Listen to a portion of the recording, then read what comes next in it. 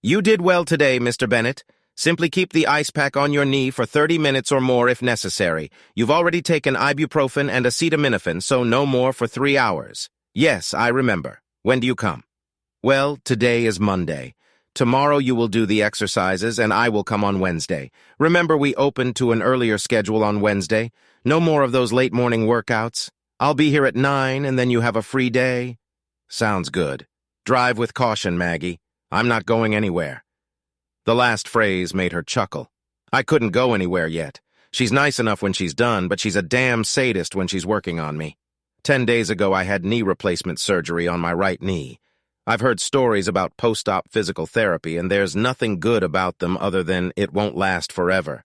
I thought that I could survive almost anything if I knew that the end was not far off, but probably everyone I know has a higher pain threshold than me. It was torture. The whole idea of physical therapy after knee replacement is to achieve at least 90 degrees of knee flexion. Sounds simple, right? The surgeon cuts the tissue, and then the tissue is restored, connected by fibers and fused together.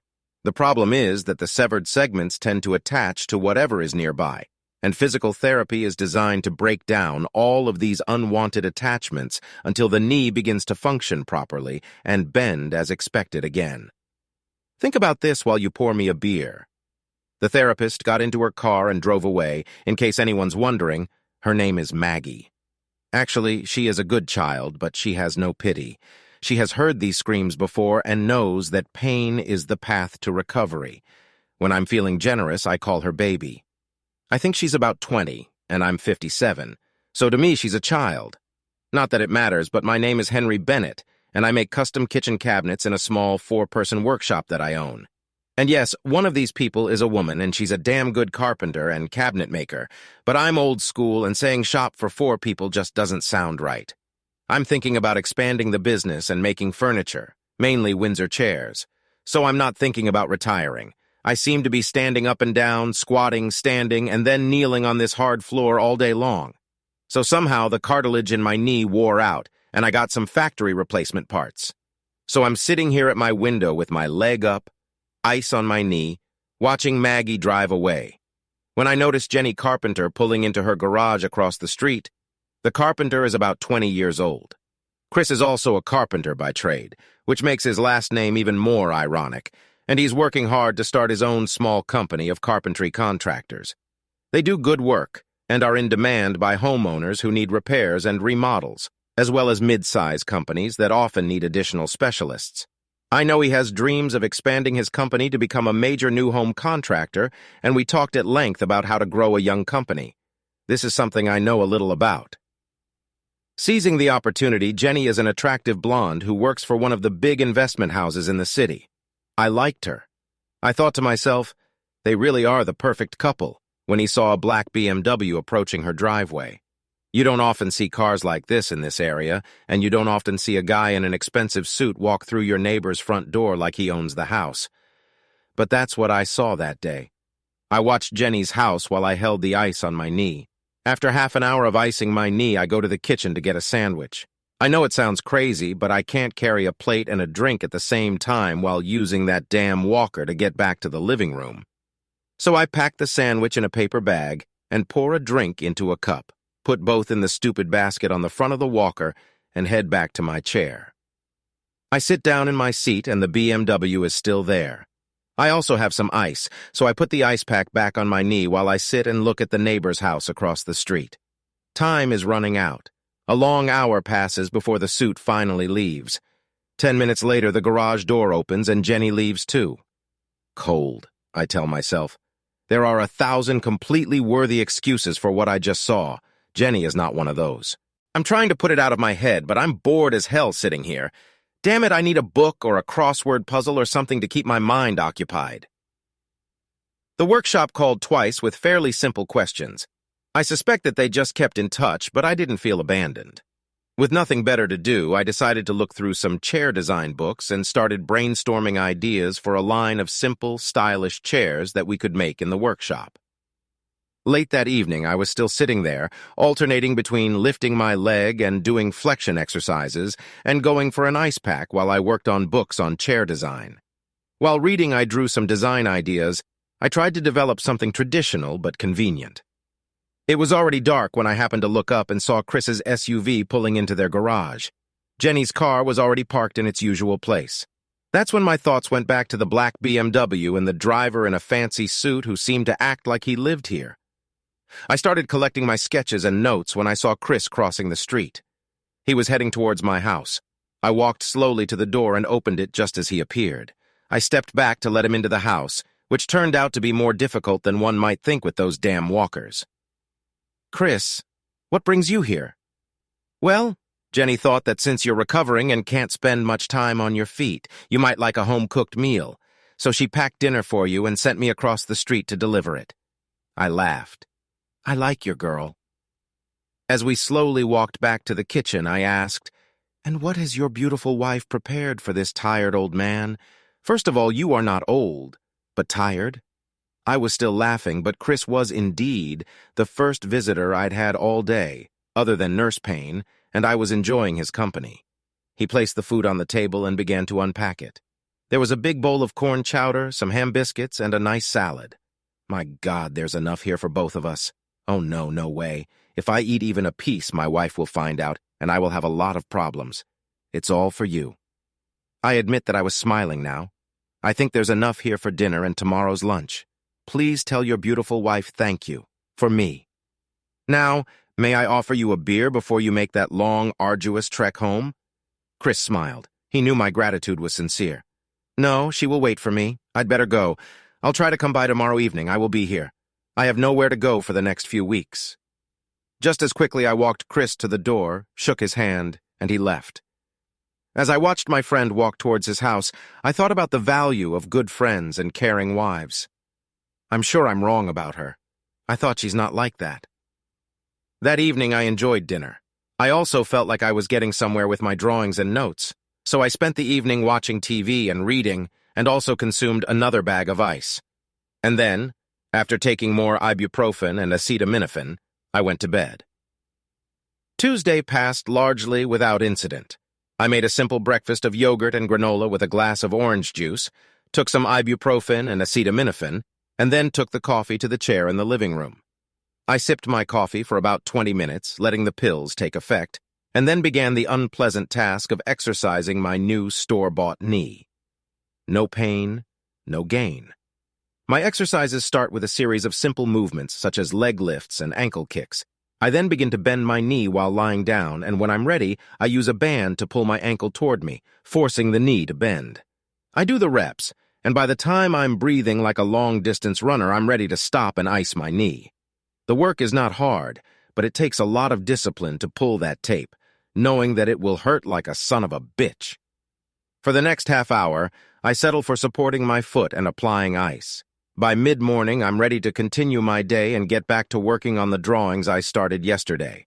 Sitting by the window, I work and watch the world. Neighbors come and go from their homes. Dan Williams mows his lawn. He retired and turned lawn and yard care into an obsession.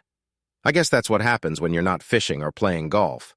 Peoples went for a late morning walk, and later Herb Jackson went for a run. A UPS truck delivers some boxes up and down the street, and eventually the mailman delivers the mail. It's funny, but no one seems to see me sitting by the window. I'm working and looking out the window when I see Herb walk up to the Perkins front door and walk inside. Strange. Jim Perkins was away on business this week. I continue to watch and try to work, and it's only an hour later that he comes out the back door, walks down the driveway, and heads to his house. I tell myself that I'm letting my imagination take over, but at the same time I'm starting to think that I might be living in my own patent place. Is all this really happening when I go to work every day, and what exactly do I see? There has to be an acceptable explanation, so I try to shrug it off and get back to work. By the time evening comes, I've exercised 3 times, taking pills every 3 hours to keep the pain at bay, as they say, and finished off the last of my Jenny's corn chowder and ham biscuits. Chris is home, and I didn't see Jenny until her usual time, so I'm trying to get rid of the flooding thoughts again. Wednesday morning arrives, and nurse pain soon arrives. Before she arrived, I had enough time to make myself a light breakfast to calm those 2 pills in my stomach and drink some coffee as an advanced payment for what I had in front of me. She was especially strict with me that day, but claims that my knee is returning to normal and that she expects full mobility. I remind her that I've never been that flexible, but she just ignores me. I offer her a cup of coffee before leaving, but she says, "I tried your coffee. You can use it to leave stains on furniture." I'm trying to say that there was a time when some furniture manufacturers did just that, but she just shakes her head and says, "See you Friday, exercise, and apply ice. Nurse." The pain went away, and I sat with an ice pack on my knee and drank the rest of my cold coffee. After this, everything is repeated as on the previous day. Dan is working in his garden that day. The Daniels are taking their morning walk, and I see Herb Jackson visiting Sally Perkins again. I tell you, these are damned Sodom and Gomorrah. It's lunchtime, and I'm getting ready to make a sandwich when I see Jenny Carpenter pull into her garage. I sit down in the chair, and 5 minutes later, a black BMW pulls up and a suit enters through the front door. This time he's there for almost 90 minutes, and the whole time I'm thinking how stupid I'd look if I said something to Chris, and it turned out to be a big mistake. I tell myself I don't know her family. The suit could be her brother or cousin. He might even be Chris's brother. Don't know. The rest of Wednesday passes without incident. Chris didn't show up for a beer on Tuesday, but late Wednesday night I heard a knock on the door. Is the invitation for beer still valid? Certainly. Do me a favor and take 2. I'm waiting for you in the living room. We spent a pleasant hour before Chris had to head home. All this time I watched him carefully and did not detect a note of discontent or absent-mindedness. If something happens, he is not aware of it. I thought about asking him what he might know about BMWs or if he had any relatives who owned one, but decided I would never be able to do that. So I abandoned this idea. Thursday was a copy of Tuesday. I divided my time between exercise and knee treatment, then worked on my projects, took pills, and did it all over again. Life became boring and predictable. Meanwhile, Dan learned the fine art of car washing, the Daniels took a walk, and Herb visited Sally Perkins. This old fart has more work this week than I have in 2 years. I suppose I should explain this last point. You see, my wife Peg died 2 years ago. She was my lover and best friend. Her death was caused by being in the wrong place at the wrong time when a distracted city truck driver ran a red light. I was assured that she did not suffer, but I certainly did. I keep a photograph of her on the table next to my chair. Both of our children live their lives as they should. But sometimes it gets lonely. They offered to stay with me while I recovered, but I told them that I would be fine. After all, I have nurse pain to take care of me. When I told the kids that I was prepared to be stuck at home for a few weeks and that I had a few cases of beer to tide me over, my daughter looked at her brother. And the next thing I knew, the refrigerator and freezer were full. But I was just joking. Friday arrived, and Maggie was punctual as always. I was ready for breakfast, pills, and coffee, so she didn't waste any time getting ready and got to work on me. "You are progressing quickly, Henry. You must be fanatical about your exercise routine. If I'm progressing so damn fast, damn it hurts. Why do you keep working on me like a village prison guard? Do you have experience communicating with prison guards? I swear sometimes I don't know whether to laugh or curse at this woman." The last torture session ended, and she returned from the kitchen with a nice pack. "I know that the weekend is approaching, but I want you to continue your exercises on both Saturday and Sunday." I took a deep breath and nodded. "Then I'll see you on Monday, okay?" "Fine. There is no enthusiasm in your words, Henry. Are you becoming immune to my charms?" "Okay." That made me laugh a little, and I gave an answer that I later regretted. "I have a good weekend, and I'll buy new locks for the door before Monday." She giggles. "Next week we will start working with the cane and try to get you off the walker." I like the sound of that. Agreed. This passed for a joke on nurse pain, and she left with him. Friday dragged on like every day. Dan was trimming the bushes in front of the house. The Daniels were walking, and Herb visited Sally Perkins. I was thinking about how life had become so terribly predictable when a black BMW pulled into the carpenter's driveway. I must not have noticed Jenny pull into her garage. I wondered if they had a regular schedule. Monday, Wednesday, Friday, and how long did that last? I made myself a sandwich and helped myself to a beer, and then calmly watched as the suit drove away, followed 10 minutes later by Jenny. Then a terrible melancholy fell upon me. I like these two, Jenny and Chris. They are caring and kind. They always seemed loving and attentive to each other. What I saw now seemed so terrible, out of keeping with her character.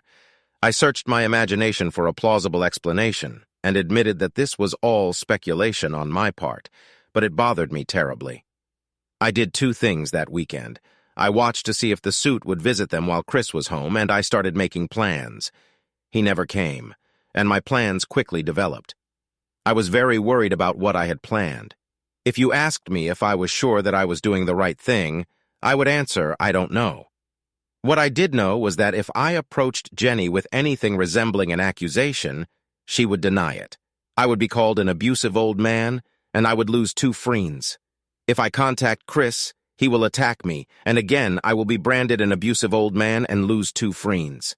And if I ignore it, it will be difficult for me to look Chris in the eyes and pretend to be his friend, hiding the painful truth from him. The only solution was to help him see for himself and hope I was wrong.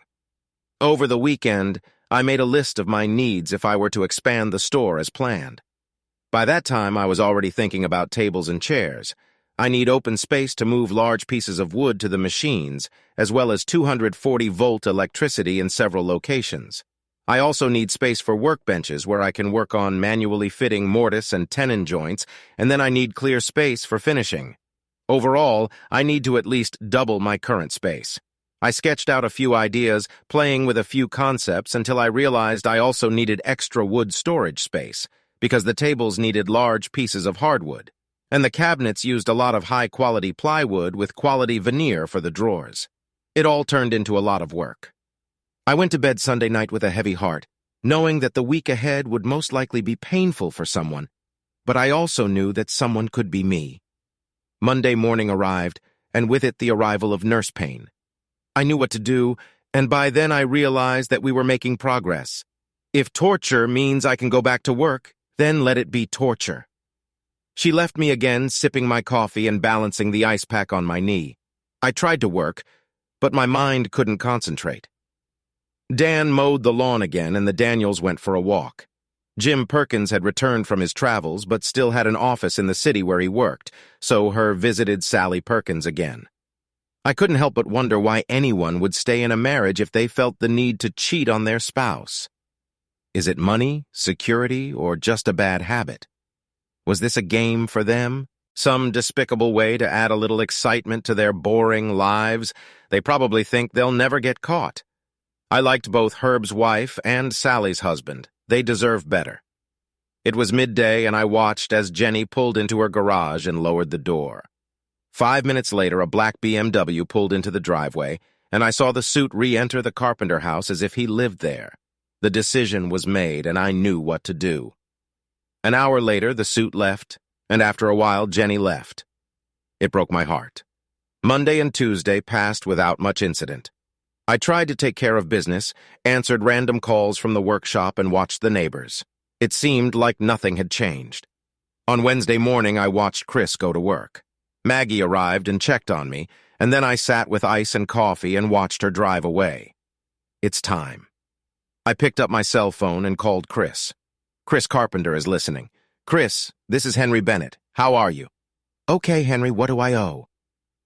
This phrase pierced me like a knife. If everything goes the way I expect, no one will enjoy it. I was wondering if I could tempt you with a sandwich and a beer for lunch.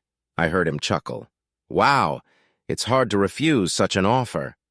And since you'll be here, I'm thinking about expanding my workshop and would like to see what ideas you might have.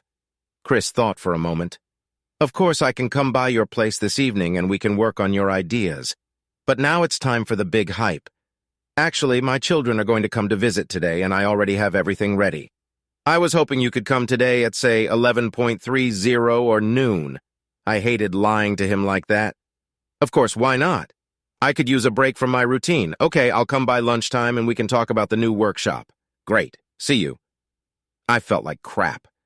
There are a dozen ways this could go wrong. From Chris calling his wife Jenny and the suit not showing up today, her seeing Chris's car in my driveway, and so on. I was sure that I could claim ignorance anyway. But wouldn't that make me a coward? Unfortunately for everyone, Jenny and the suit turned out to be just as predictable as the rest of my neighbors. Chris arrived around 11:45 and joined me in the front room. I laid out all my notes and drawings, and after Chris brought us each a beer from the fridge, we settled down with sandwiches, chips, and a cold glass. Then everything went according to plan. We sat down at a table near my front window and began going through the list of my needs as I saw them. I showed him a drawing of my current workshop and started showing him sketches of what I had in mind. At 12:05, Jenny pulled into her garage. Chris watched her for a while with a slightly confused but happy smile on his face, and then we resumed our conversation and were in a fairly productive stage of making plans when a black BMW pulled into Chris's driveway at 12:10. Chris was talking and suddenly stopped when a suit came out of the car and walked through his front door again as if he lived there. I silently watched my friend and waited. He tried to return to the drawings, but to no avail. I guess about 10 minutes passed as Chris tried to talk, studied the plans, but went back to watching his house until my friend said, "Excuse me." Without another word, he stood up, walked out the front door, and crossed the street to his house. It was strange, but I could swear that this time I watched a man walk through his own front door as if he no longer lived there and wondered how long he would be my neighbor. My window was open, and a few moments later I heard a commotion. There were shouts and exclamations, and it seemed like furniture was being thrown. I heard the sound of breaking glass and loud impacts of chairs against the wall. Shortly after, a scantily clad suit ran out the front door, jumped into the car, and sped off. After this, there was silence. Time passed, and just as I was starting to worry that Chris might have hurt his wife, he walked out of his house the same way he entered it and walked back across the street to my house. He just plopped down on my couch with that 1,000-miles look I've heard about and didn't say anything. I decided that my task was to wait until he was ready to speak, and at the right moment he said, "This bitch had sex with him in our bed. Can you believe it? It's Jenny of all people." I stood up and handed him the rest of the beer and said, "Here, have a drink and I'll get you some refills." He drank it in one gulp. Thinking he needed to talk, I asked, "You saw them?" He just nodded. "Are you sure that all this is by mutual consent?" He spoke as if he were in a daze. I heard her. She was a voluntary participant. Despite all my observations and plans, I did not know what to do next, so I brought Chris a second beer and sat back down to be the engaged listener I assumed he needed. Finally, he began. "A husband should never expect what I saw. My wife was naked with this idiot. She made all the same sounds as with me, only louder. She enjoyed it. When Chris looked at me and said, 'I saw him when he got off her. There's nothing special about it.' This was meant to be a leisurely discussion, and I needed to let my friend talk as much as he wanted. When he was silent long enough, I said, 'I heard a lot of noise, as if glass was breaking and furniture was being thrown. You haven't done anything that you regret, have you?' 'No.' Then, after a pause, he said, 'No, except for marrying this cheater.' At this time, I saw Jenny's car slowly backing out onto the road. She seemed to hesitate for a while and then left. I think I just saw Jenny drive away. Yes, I told her to get her cheating ass out of the house. Chris's hands were shaking and his complexion looked like death. I knew that the next phrase would sound bad, but it had to be said. You need time to come to terms with what just happened. It may not be the end of the world. I'm not saying it will be easy, but I know that the girl loves you. Maybe you can make the relationship work when you have some time to think about it." The look he gave me was not reassuring. That's when I made my big mistake. Thinking that misfortune loves company, I blurted out, "You are not alone. Herb Jackson visits Sally Perkins' house every day while her husband is at work." Chris just shook his head in disgust and muttered something under his breath. Then he turned to me. "You knew, didn't you? Is that why you asked me to come today? What's the matter? Does this asshole really show up every day like clockwork?" I tried not to interfere, but you can't refuse Chris. Well, with great reluctance, I replied, "Mondays, Wednesdays, and Fridays as far as I can tell." "For how long?" Chris's rage grew. "Last week and now this week. I don't know how long this has been going on." For a while, I stopped worrying about Jenny and started worrying about myself. Chris showed signs of being beaten, and there was anger in his eyes. I remember thinking, this is what happens when a wife cheats on her husband. She strips him of his pride, and then his anger takes over. For a moment, Chris's anger seemed to dissipate as my friend buried his face in his hands and began to sob. At that moment, I was overcome with regret, and again I wondered if I should have just closed my eyes and let things happen as they were meant to. But these idiots were parking their car right in front of the house where all the neighbors could see it. What did they expect? At least Herb is trying to be a little standoffish, although I don't respect him for it anymore. After that, there was a long and mostly quiet hour as Chris drank his second and eventually third beer. I tried to find a way to reassure him that his action was justified while reminding him that she loved him, even if it didn't seem that way right now. I don't know how successful this was. Using his cell phone, Chris informed the office that he would be out today and eventually went home after I invited him to stay as long as he wanted. He just shook his head and said, "Sooner or later I will have to face this, and it's better if it happens sooner." He left his car in my driveway and returned home to a broken man. An hour later he returned and I poured him another beer. He said, "I cleaned up almost all the mess. Perhaps there are still shards of the broken mirror in the carpet." When I asked how the mirror got broken, he smiled. The son of a bitch ducked down. The chair missed him and hit the mirror. In a stupid attempt to support him, I said, I was surprised that he was able to leave on his own. "Yes, I'm sorry about that, so that's good. You don't want to end up in jail because of this asshole." He just shrugged and shook his head as if he didn't know. We sat and drank until the evening. I reheated some leftover roast in a failed attempt to sober up, and Jenny never came home that night. Then, long after dark, Chris made the lonely journey to his home. Chris's car was still in my driveway Thursday morning, so I called him at home after the allotted time, hoping he might be up and sober. He didn't answer the first time, but called back half an hour later. He was in the shower when I called. I asked him, "Would you like to have breakfast? I can cook or you can take us somewhere." "Why don't I go? Are you able to drive?" He just laughed sadly and said, "Yes, I can drive a car. I'll be there in 10 minutes. He kept his word and was at my door 10 minutes later.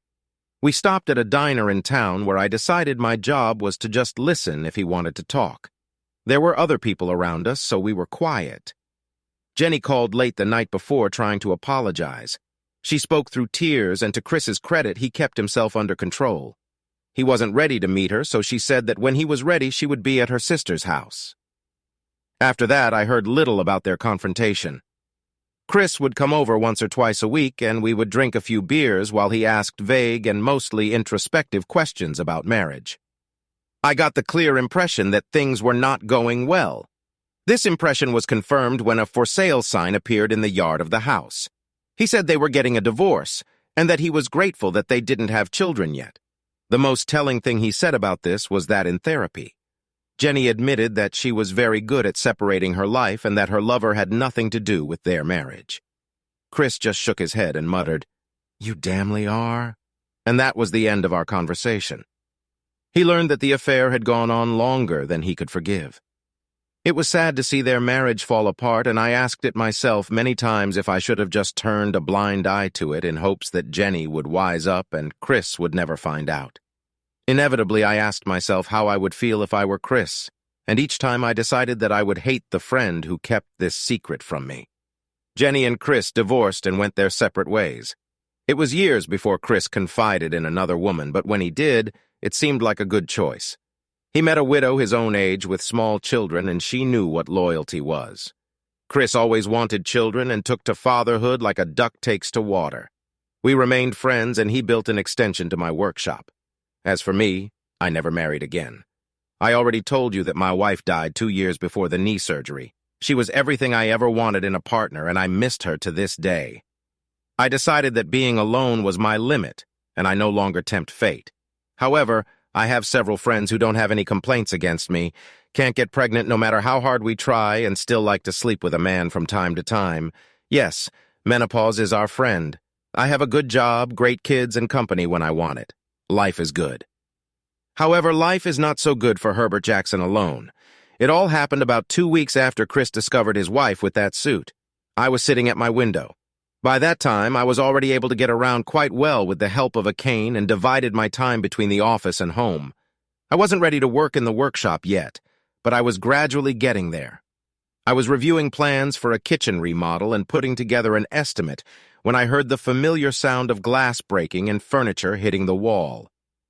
I looked at the Perkins house and saw a naked Herb Jackson running out the front door and running down the street with his pants in his hands, followed by Jim Perkins swinging a baseball bat. I told myself another one caught.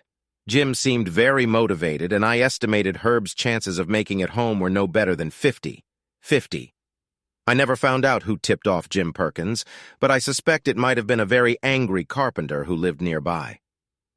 A week after that, I finally returned to the workshop, worked late, and thanked Providence that I no longer sat at my window and watched the lives of my neighbors in my own Peyton place. Subscribe to our channel so that your second chaff doesn't cheat on you, and go ahead and listen to the next story, because this story is nothing compared to the next one. If you're under 18, don't even think about listening to the next one.